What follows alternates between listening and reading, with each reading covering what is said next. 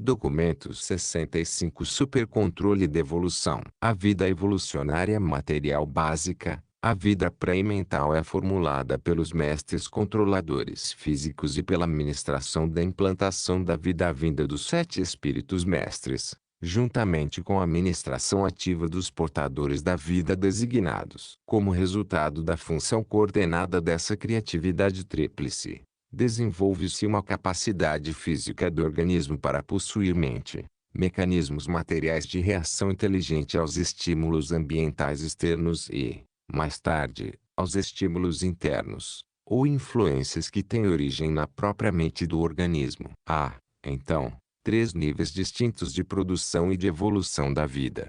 1. O domínio da energia física, produto da capacidade da mente. 2. A administração da mente, feita pelos espíritos ajudantes, influenciando a capacidade espiritual. 3. A dotação espiritual da mente imortal, culminando no outorgamento dos ajustadores do pensamento. Os níveis mecânicos, não ensináveis, de reação do organismo ao meio ambiente, são do domínio dos controladores físicos. Os espíritos ajudantes da mente ativam e regulam os tipos de mente adaptáveis ou ensináveis, não mecânicos, aqueles mecanismos de resposta dos organismos capazes de aprender a partir da experiência. E, à medida que os espíritos ajudantes manipulam, desse modo, os potenciais da mente, também os portadores da vida exercem um controle discriminador considerável sobre os aspectos ambientais do processo evolucionário, até o momento do aparecimento da vontade humana. A capacidade de conhecer Deus e o poder de optar por adorá-lo é o funcionamento coordenado e integrado dos portadores da vida, dos controladores físicos e dos espíritos ajudantes que condiciona o curso da evolução orgânica nos mundos habitados. E é por isso que a evolução, em Urântia, ou em outro lugar, tem sempre um propósito, nunca sendo acidental. 1. As funções dos portadores da vida. Os portadores da vida são dotados com um potencial de metamorfose da personalidade que apenas poucas ordens de criaturas possuem. Esses filhos do universo local são capazes de funcionar em 3 fases diversas do ser. Geralmente, eles cumprem os seus deveres como filhos da fase intermediária, sendo esse o estado da sua origem. Todavia, um portador da vida, nesse estágio de existência, não poderia possivelmente funcionar sobre os domínios eletroquímicos como um fabricante de energias físicas e partículas materiais em unidades de existência vivente. Os portadores da vida são capazes de funcionar, e funcionam, nos 3 seguintes níveis. 1. O nível físico da eletroquímica. 2. A fase intermediária usual de existência quase moroncial. 3. O nível semi-espiritual avançado. Quando se preparam para empreender a implantação da vida, depois de haverem selecionado os locais para esse trabalho, os portadores da vida convocam a comissão de arcanjos de transmutação dos portadores da vida. Esse grupo consiste de 10 ordens de personalidades diversas, incluindo os controladores físicos e seus colaboradores, e é presidido pelo comandante dos arcanjos, atuando nessa função por mandado de Gabriel e com a permissão dos anciães dos dias. Quando são circuitados adequadamente, tais seres podem efetuar modificações tais, nos portadores da vida, que os capacitam imediatamente para funcionar nos níveis físicos da eletroquímica. Depois que os modelos da vida houverem sido formulados e as organizações materiais estiverem devidamente completas, as forças supramateriais envolvidas na propagação da vida tornam-se imediatamente ativas, e assim a vida passa a existir. A partir daí, os portadores da vida retornam imediatamente à sua meia fase intermediária normal de existência da personalidade, estado no qual podem manipular as unidades vivas e manobrar os organismos em evolução, mesmo estando despojados de toda a capacidade de organizar, de criar novos padrões de matéria viva. Depois que a evolução orgânica houver seguido seu curso, até um certo nível, e o livre-arbítrio do tipo humano houver aparecido nos organismos mais elevados em evolução, os portadores da vida devem abandonar o planeta ou então fazer votos de renúncia, quer dizer, devem comprometer-se a se abster de quaisquer tentativas de influir posteriormente no curso da evolução orgânica. E, quando esses votos são feitos voluntariamente, pelos portadores da vida que escolheram permanecer no planeta, como conselheiros futuros para aqueles a quem será confiada a tarefa de proteger as criaturas de vontade, recém-evoluídas, é convocada uma comissão de 12, presidida pelo comandante dos Estrelas Vespertinos, atuando com a autoridade do soberano do sistema e a permissão de Gabriel. E, então, esses portadores da vida são transmutados para a terceira fase da existência da personalidade, o nível semi-espiritual do ser. E, nessa terceira fase da existência, tenho funcionado em Urantia desde os tempos de Andon e Fonta. Aguardamos ansiosos pela época em que o universo possa estabelecer-se em luz e vida, um possível quarto estágio do ser, no qual seremos integralmente espirituais, mas nunca nos foi revelada a técnica por meio da qual poderemos alcançar esse desejável estado avançado. 2.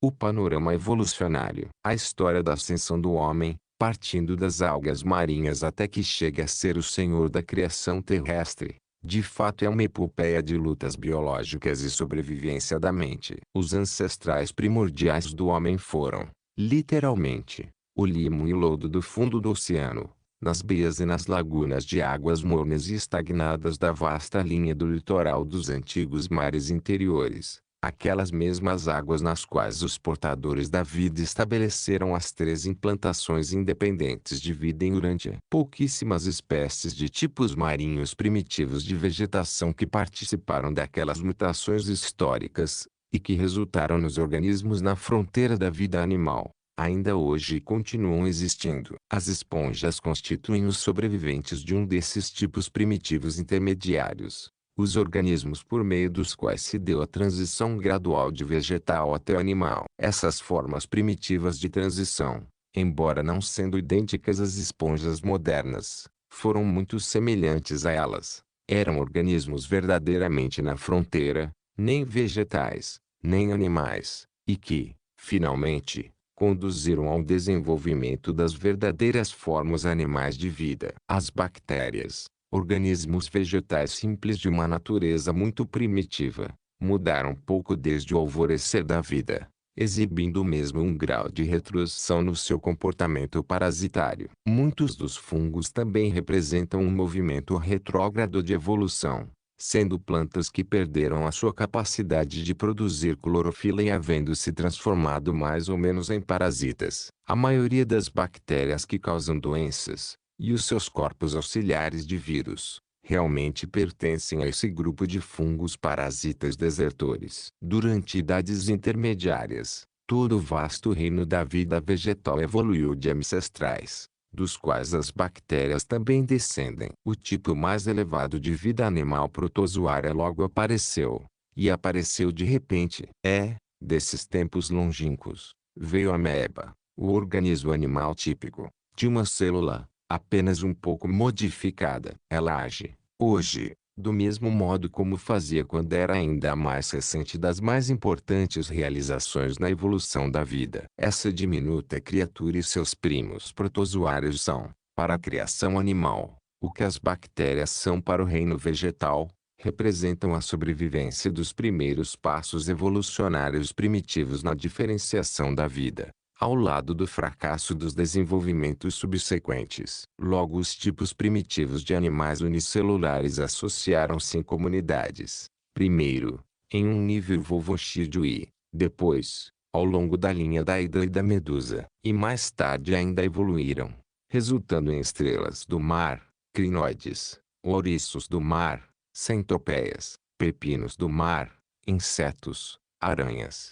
crustáceos e grupos correlatos de vermes da terra e sanguessugas, seguidos logo pelos moluscos, ostras, polvo e caracol. Centenas e centenas de espécies surgiram e pereceram, e seja feita a menção apenas àquelas que sobreviveram às longuíssimas lutas. Tais espécimes não progressivos, junto com a família dos peixes a surgir depois, representam atualmente os tipos estacionários de animais primitivos inferiores, ramificações da árvore da vida que deixaram de progredir. O cenário estava desse modo estabelecido para o aparecimento dos primeiros animais vertebrados, os peixes. Dessa família de peixes surgiram duas modificações únicas, a rã e a salamandra. E foi a rã que começou aquela série de diferenciações progressivas na vida animal as quais culminaram, finalmente, no próprio homem. A rã é um dos mais antigos ancestrais sobreviventes da raça humana,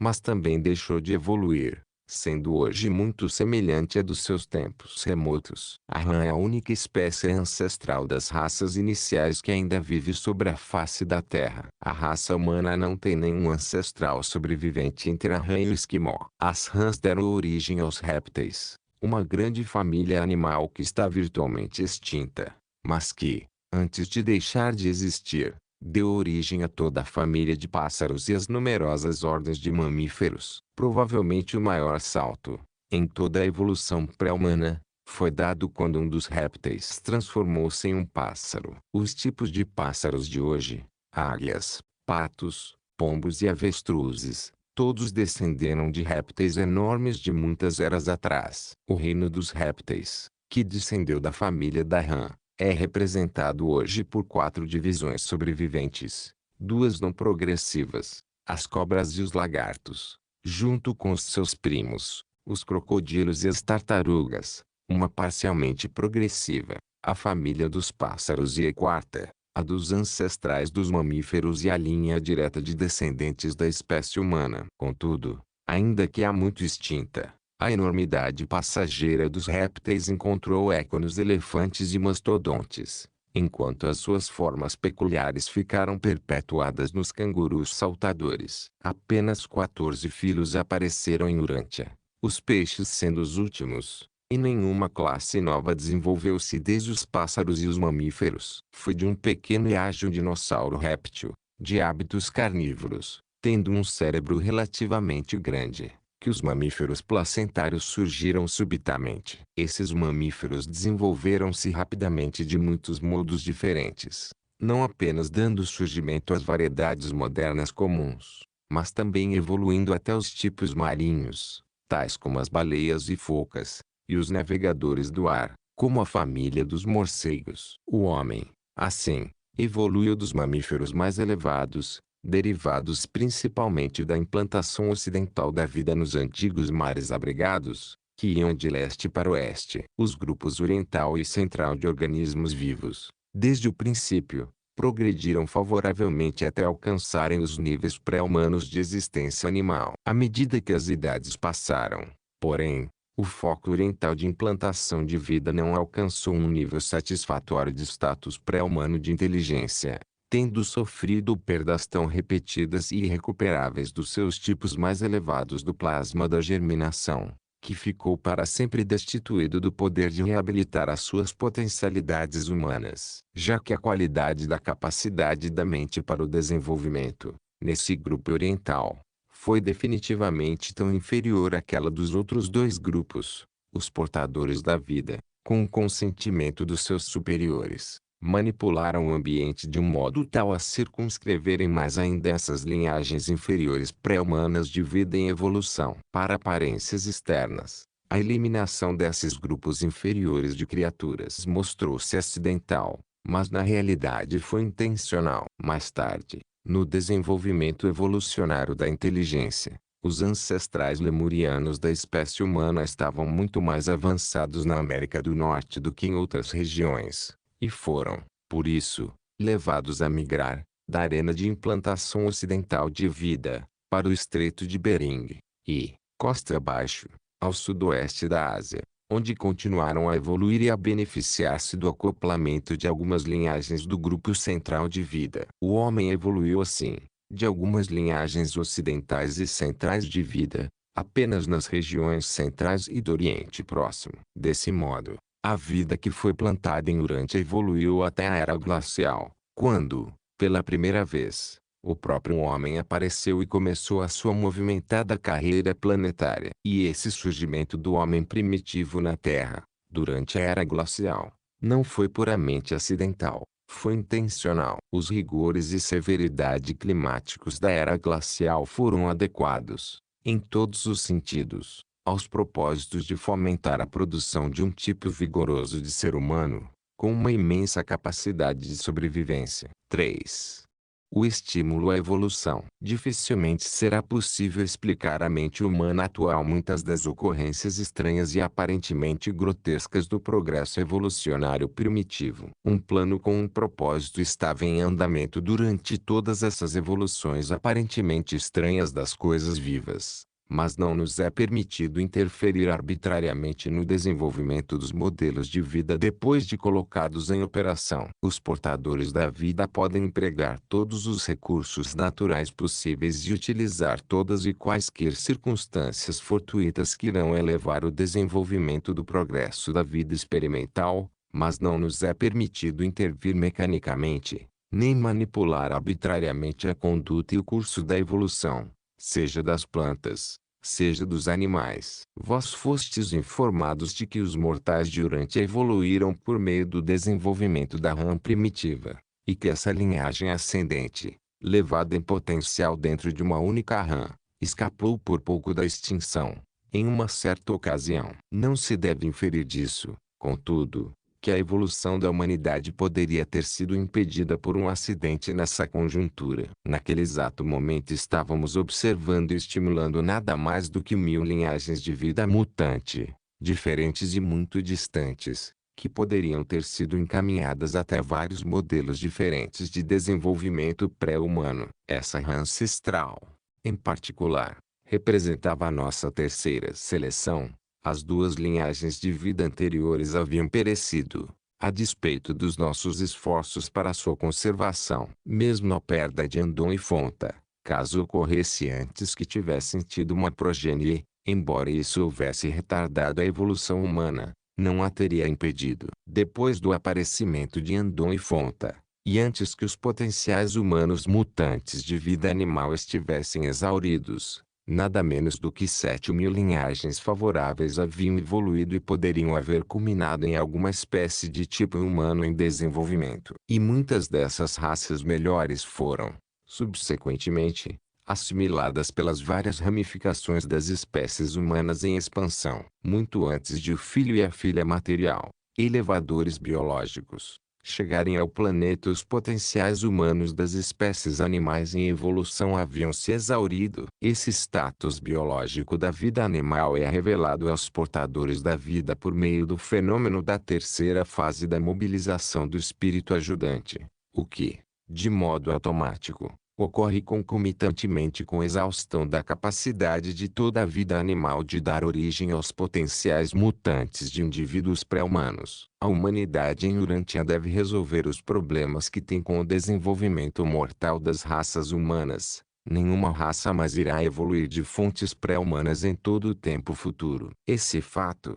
todavia, não exclui a possibilidade de se atingir níveis de desenvolvimento humano amplamente mais elevados, por meio de uma estimulação inteligente dos potenciais evolucionários ainda residentes nas raças mortais. Tudo o que nós, os portadores da vida, fazemos para fomentar e conservar as linhagens de vida, antes do aparecimento da vontade humana, o homem deve fazer por si próprio. Depois de tudo isso e depois que deixarmos de lado a nossa participação ativa na evolução, de modo geral, o destino evolucionário do homem está nas suas próprias mãos, e a inteligência científica deve, mais cedo ou mais tarde, substituir o funcionamento aleatório da seleção natural descontrolada e da casualidade na sobrevivência. E, ao discutir o estímulo à evolução, não seria impróprio apontar que, em um futuro bem adiante, quando em algum momento estiverdes ligados a um corpo de portadores da vida, vós tereis oportunidades amplas e abundantes de fazer sugestões para se fazer quaisquer melhoramentos possíveis nos planos e na técnica de transplantar e de conduzir a vida. Sede pacientes. Se tiverdes boas ideias, se as vossas mentes forem férteis de métodos melhores de administração para qualquer parte dos domínios universais, ireis por certo ter uma oportunidade de apresentá-los aos vossos companheiros administradores nas idades que virão. 4. Aventura de Urântia. Não negligencieis o fato de que Urântia foi designada para nós como um mundo de vida experimental. Fizemos, neste planeta, a nossa 60ª tentativa de modificar e, se possível, de melhorar a adaptação, em Saturnia, dos projetos de vida de Nebadon, e consta nos registros que realizamos numerosas modificações benéficas nos modelos médios da vida. Para ser específico, em Urântia, aprimoramos e demonstramos satisfatoriamente nada menos do que 28 particularidades de modificação na vida, que serão de muita utilidade para todo Nebadon durante todos os tempos futuros. Todavia, o estabelecimento da vida em nenhum mundo jamais é experimental, no sentido de que algo ainda não experimentado e desconhecido seja intentado. A evolução da vida é uma técnica sempre progressiva, diferencial e variável, mas não é jamais fortuita, descontrolada, nem inteiramente experimental, no sentido acidental. Muitas facetas da vida humana oferecem evidências abundantes de que o fenômeno da existência mortal foi inteligentemente planejado, de que a evolução orgânica não é um mero acidente cósmico. Quando uma célula viva é ferida, ela possui a capacidade de elaborar algumas substâncias químicas que têm o poder de estimular e ativar as células vizinhas normais, para que iniciem imediatamente a secreção de certas substâncias que facilitam os processos de cura na ferida. E, ao mesmo tempo, essas células normais e não feridas começam a proliferar, de fato começam a trabalhar, criando novas células para repor qualquer célula companheira que possa haver sido destruída por acidente. Essa ação e essa reação químicas, ligadas à cura de feridas e à reprodução das células, representam a escolha dos portadores da vida de uma fórmula que abrange mais de 100.000 fases e aspectos de reações químicas possíveis e repercussões biológicas. Mais de 500.000 de experimentos específicos foram efetuados pelos portadores da vida nos seus laboratórios, antes que finalmente estabelecessem essa fórmula para o experimento de vida em Urântia. Quando os cientistas de Urântia souberem mais sobre essas substâncias que curam, tornar-se-ão mais eficazes no tratamento de lesões e, indiretamente, irão saber mais sobre como controlar certas doenças sérias. Desde que a vida foi estabelecida em Urântia, os portadores da vida têm melhorado essa técnica de cura, a qual, introduzida em um outro mundo de Satânia, ofereceu mais alívio da dor e exerceu um controle melhor sobre a capacidade de proliferação que têm as células vizinhas normais. Houve muitos aspectos singulares no experimento de vida de Urântia, mas os dois episódios que se destacaram foram o aparecimento das raças andônicas antes da evolução dos 6 povos coloridos e, posteriormente, a aparição simultânea dos mutantes sangicas em uma única família. Urântia é o primeiro mundo em Satânia em que as 6 raças coloridas surgiram da mesma família humana. Geralmente estas advêm de linhagens diversificadas de mutações independentes, dentro da raça animal pré-humana e, usualmente, aparecem no mundo uma de cada vez e sucessivamente, durante períodos longos de tempo, começando pelo homem vermelho, passando pelas diversas cores, e indo até o índigo. Uma outra variação destacável de procedimento foi a chegada tardia do príncipe planetário. Via de regra, o príncipe aparece em um planeta por volta da época do desenvolvimento da vontade, e, se esse plano houvesse sido obedecido, Caligastia poderia ter vindo para Urântia até mesmo durante a vida de Andon e Fonta, em vez de quase 500.000 anos mais tarde, simultaneamente com o aparecimento das 6 raças sangicas. A um mundo habitado normal teria sido concedido logo um príncipe planetário, quando solicitado pelos portadores da vida, ou seja, quando apareceram Andon e Fonta, ou pouco tempo depois. Todavia, como Urântia havia sido designado como um planeta em que a vida é modificada, foi em consequência de um acordo antecipado que os observadores Melquisedeques, em número de 12, foram enviados como conselheiros dos portadores da vida, atuando como supervisores do planeta até a chegada subsequente do príncipe planetário. Esses Melquisedeques vieram na época em que Andon e Fonta tomaram as decisões que tornaram possível aos ajustadores do pensamento residirem nas suas mentes mortais. Em Urântia, Os esforços dos portadores da vida para melhorar os modelos da vida instantânea necessariamente resultaram na produção de muitas formas aparentemente inúteis de vida transitória. Os ganhos já conquistados, no entanto, são suficientes para justificar as modificações dos modelos do projeto de vida feitas em Urântia. A nossa intenção era produzir uma manifestação antecipada da vontade na vida evolucionária de Urântia. E tivemos êxito. Em geral, só depois que as raças coloridas têm já algum tempo de existência é que a vontade emerge, usualmente aparecendo primeiro entre os tipos superiores de homens vermelhos. O vosso mundo é o único planeta de Satânia em que o tipo humano de vontade surgiu em uma raça anterior às raças coloridas. Contudo, em nossos esforços para chegar a essa combinação e associação de fatores de hereditariedade que finalmente conduziriam aos ancestrais mamíferos da raça humana, nos deparamos com a necessidade de permitir que acontecessem centenas ou mesmo milhares de outras combinações e associações relativamente inúteis de fatores de hereditariedade. É certo que muitos desses subprodutos aparentemente estranhos dos nossos esforços irão deparar com o vosso espanto quando escavardes para ir até o passado planetário. E posso muito bem compreender o quanto algumas dessas coisas podem tornar-se intrigantes sob o ponto de vista limitado da mente humana. 5. As vicissitudes da evolução da vida foi uma fonte de pesar para os portadores da vida que os nossos esforços especiais, para modificar a vida inteligente em Urântia, houvessem sido tão prejudicados por perversões trágicas que escaparam ao nosso controle. A traição de Caligaste e a falta adâmica. Durante toda essa aventura biológica, todavia, a nossa maior decepção veio da reversão, em uma escala muito extensa e inesperada, de certas vidas vegetais primitivas aos níveis pré-clorofílicos de bactérias parasitárias. Essa eventualidade, na evolução da vida vegetal, provocou muitas doenças desoladoras nos mamíferos mais elevados, particularmente nas espécies humanas mais vulneráveis. Quando deparamos com essa situação de perplexidade, de um certo modo, nós não demos grande importância às dificuldades envolvidas, porque sabíamos que a combinação que viria subsequentemente,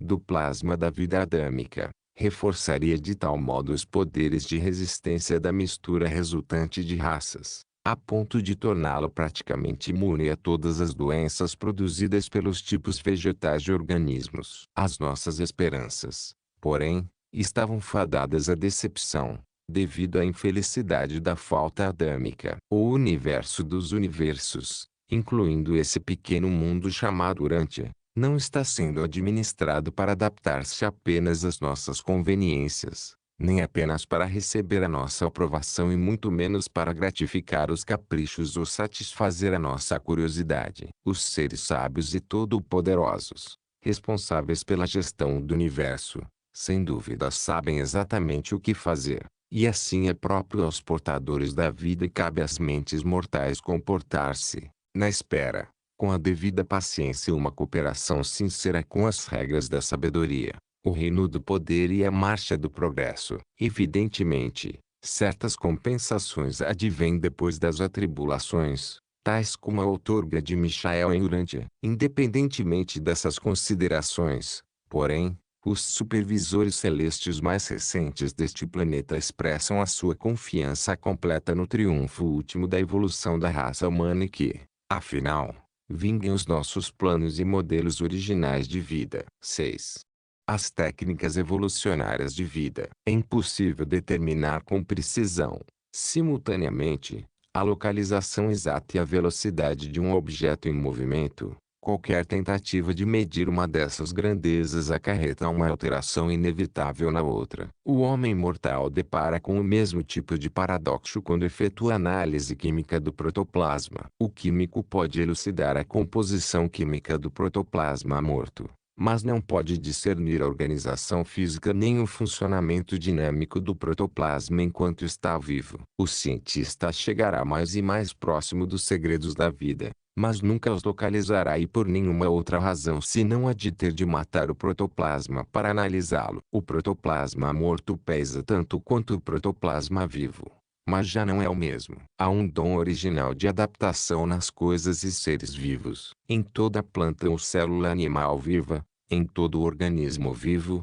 material ou espiritual, há um desejo insaciável de alcançar uma perfeição sempre crescente de ajuste ao ambiente, de adaptação do organismo para aumentar a realização da vida. Esses esforços intermináveis, de todas as coisas vivas, evidenciam a existência, dentro delas, de uma busca inata de perfeição. O mais importante passo na evolução das plantas foi o desenvolvimento da capacidade de produzir a clorofila.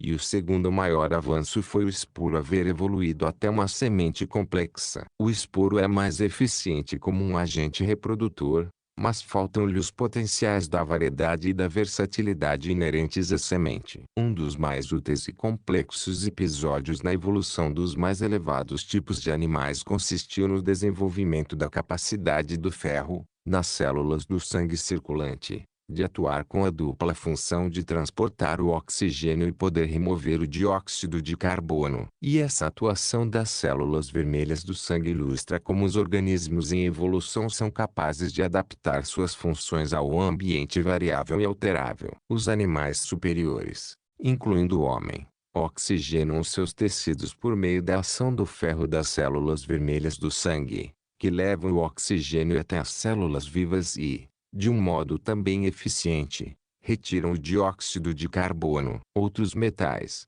no entanto, podem servir ao mesmo propósito. A lula-choco emprega o cobre nessa função, e a seringa do mar utiliza o vanádio. A continuação desses ajustes biológicos é ilustrada pela evolução dos dentes nos mamíferos superiores em Urântia. Os ancestrais distantes do homem tinham 36. Então começou um reajustamento de adaptação, tendo o homem primitivo, e os seus parentes próximos, passado a ter 32 dentes. Agora, a espécie humana tende vagarosamente para 28 dentes. Ativa e adaptativamente, o processo de evolução ainda está em progresso neste planeta. Todavia, muitos ajustes aparentemente misteriosos dos organismos vivos são puramente químicos, integralmente físicos. A qualquer momento, na corrente sanguínea de qualquer ser humano, há a possibilidade de acontecerem até 15 milhões de reações químicas entre os hormônios de uma dúzia de glândulas endócrinas. As formas inferiores de vida vegetal são totalmente sensíveis ao meio ambiente físico,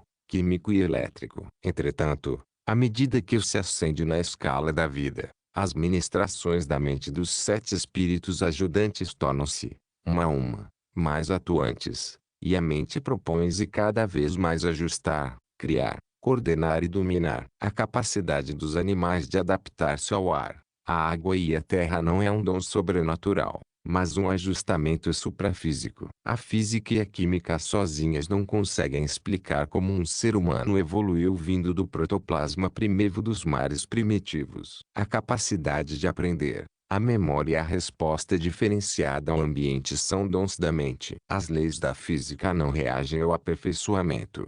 Elas são invariáveis e imutáveis. As reações da química não são modificáveis pela educação, são uniformes, confiáveis. A parte a presença do absoluto inqualificável. As reações elétricas e químicas são previsíveis. Mas a mente pode tirar proveito da experiência, pode aprender de hábitos de reações comportamentais que respondem à repetição de estímulos. Os organismos pré-inteligentes reagem aos estímulos do ambiente. Mas esses organismos, reativos à ministração da mente, podem ajustar e manipular o próprio ambiente. O cérebro físico, com o seu sistema nervoso associado, possui a capacidade inata de responder à ministração da mente, do mesmo modo que a mente, em desenvolvimento, de uma personalidade possui uma certa capacidade inata de receptividade ao espírito e, portanto, trazem-se os potenciais do progresso e realização espiritual.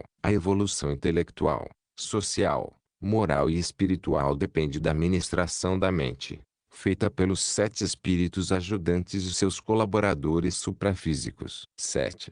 Os níveis evolucionários da mente. Os 7 espíritos ajudantes da mente são versáteis ministradores da mente para as existências inferiores inteligentes do universo local. Essa ordem de mente é ministrada das sedes centrais do universo local ou de algum mundo conectado a elas, as capitais dos sistemas. Porém, tem uma influência na direção da função das mentes inferiores. Muitas coisas dependem do trabalho desses 7 ajudantes num mundo evolucionário. No entanto, são os ministros da mente. Eles não se ocupam da evolução física, domínio este que é dos portadores da vida. A integração perfeita desses dons do espírito, contudo, com o procedimento ordenado e natural do desdobrar do regime inerente dos portadores da vida, é responsável pela incapacidade dos mortais de discernir, no fenômeno da mente, nada a não ser a mão da natureza e o trabalho de processos naturais. Embora, ocasionalmente, chegais a ficar um tanto embaraçados para explicar a totalidade das reações ligadas às reações naturais da mente, naquilo em que é associada a matéria. E, caso Urântia estivesse evoluindo mais de acordo com os planos originais, iríeis observar menos fatos ainda a chamar a vossa atenção para o fenômeno da mente. Os 7 espíritos ajudantes são mais comparáveis a circuitos do que a entidades e, nos mundos normais, estão circuitados com outros funcionamentos ajudantes em todo o universo local. Nos planetas de experimentação de vida, contudo, estão relativamente isolados. E, em Urântia, devido à natureza singular dos seus modelos de vida, os ajudantes menos elevados tiveram muito mais dificuldade para contatar os organismos evolucionários do que teriam tido no caso de um tipo mais padronizado de dotação de vida. Além disso, em um mundo evolucionário mediano, os 7 espíritos ajudantes estão muito mais bem sincronizados com os estágios avançados do desenvolvimento animal do que jamais estiveram em Urântia. Respeitada uma única exceção, a dificuldade em contatar as mentes em evolução dos organismos de Urântia foi a maior que os ajudantes já tiveram em todas as suas operações no universo de Nebadon. Nesse mundo, desenvolveram-se muitas formas de fenômenos limítrofes, de combinações confusas dos tipos mecânicos não ensináveis e ensináveis não mecânicos de resposta do organismo. Os 7 espíritos ajudantes não fazem contato com as ordens puramente mecânicas de resposta do organismo ao ambiente. Essas respostas pré-inteligentes dos organismos vivos pertencem puramente aos domínios da energia dos centros de potência, dos controladores físicos e seus congêneres. A aquisição do potencial de capacidade para aprender da experiência marca o início do funcionamento dos espíritos ajudantes, e eles funcionam nas mentes desde as mais inferiores das existências primitivas e invisíveis aos mais elevados tipos de mentes na escala evolucionária dos seres humanos. Eles são a fonte e o modelo para os comportamentos que, de outro modo, seriam mais ou menos misteriosos, e para as reações rápidas não completamente compreendidas da mente ao ambiente material. Essas influências, sempre fiéis e dignas de confiança, devem por muito tempo levar adiante as suas ministrações preliminares, antes que a mente animal atinja os níveis humanos de receptividade ao espírito. Os ajudantes funcionam exclusivamente na evolução da mente experiencial até o nível da 6ª fase, o espírito da adoração. Nesse nível, ocorre aquela inevitável sobreposição de ministrações, fenômeno pelo qual o mais elevado desce para se coordenar com o inferior, em antecipação da realização subsequente de níveis avançados de desenvolvimento. E ainda uma ministração espiritual adicional acompanha a ação do 7º e último ajudante, o espírito da sabedoria. Em todos os ministérios do mundo do espírito, os indivíduos nunca experimentam transições abruptas de cooperação espiritual. Essas mudanças são sempre graduais e recíprocas. Os domínios da reação física, eletroquímica, de resposta mental aos estímulos ambientais, deveriam sempre ser diferenciados e, por sua vez, devem todos ser reconhecidos como fenômenos à parte das atividades espirituais. Os domínios da gravidade física, mental e espiritual são reinos distintos de realidades cósmicas, não obstante as estreitas interrelações. 8. Evolução no tempo e no espaço. O tempo e o espaço estão indissoluvelmente ligados, Há uma interassociação inata. Os atrasos no tempo são inevitáveis, em presença de certas condições do espaço. Se os atrasos prolongados, no tempo levado para efetuar as mudanças evolucionárias de desenvolvimento da vida vos deixam perplexos, eu diria que não podemos cronometrar os processos da vida, de modo a fazê-los desdobrarem-se mais rapidamente do que permite a metamorfose física de um planeta. Devemos esperar pelo desenvolvimento físico natural de um planeta. Não temos absolutamente nenhum controle sobre a evolução geológica. Se as condições físicas permitissem, arranjaríamos para que acontecesse a completa evolução da vida em muito menos tempo do que 1 milhão de anos. Mas estamos todos sob a jurisdição dos governantes supremos do paraíso, e o tempo não existe no paraíso. O critério individual de medir o tempo é a duração de cada vida. Todas as criaturas são condicionadas, assim, pelo tempo e, portanto, consideram a evolução como sendo um processo excessivamente longo. Para aqueles de nós cujo ciclo de vida não é limitado por uma existência temporal, a evolução não parece ser uma transação tão prolongada. No paraíso, onde o tempo não existe, essas coisas estão todas presentes na mente da infinitude e nos atos da eternidade. Do mesmo modo que a evolução da mente depende do lento desenvolvimento das condições físicas, ou é retardado por ele, também o progresso espiritual depende da expansão mental, e o retardo intelectual atrasa-o infalivelmente. Contudo, isso não quer dizer que a evolução espiritual seja dependente da educação, cultura ou sabedoria. A alma pode evoluir independentemente da cultura mental, mas não na ausência da capacidade mental e do desejo. A escolha da sobrevivência é a decisão de alcançar uma perfeição sempre crescente, de fazer a vontade do Pai no céu. Embora a sobrevivência possa não depender da posse de conhecimento e sabedoria, a progressão muito certamente depende. Nos laboratórios evolucionários cósmicos, a mente é sempre dominante sobre a matéria, e o espírito está sempre correlacionado à mente. Se essas dotações diversas não se sincronizarem e se coordenarem, isso pode causar atrasos no tempo. Mas se o indivíduo realmente é sabedor de Deus e deseja encontrá-lo e tornar-se como ele,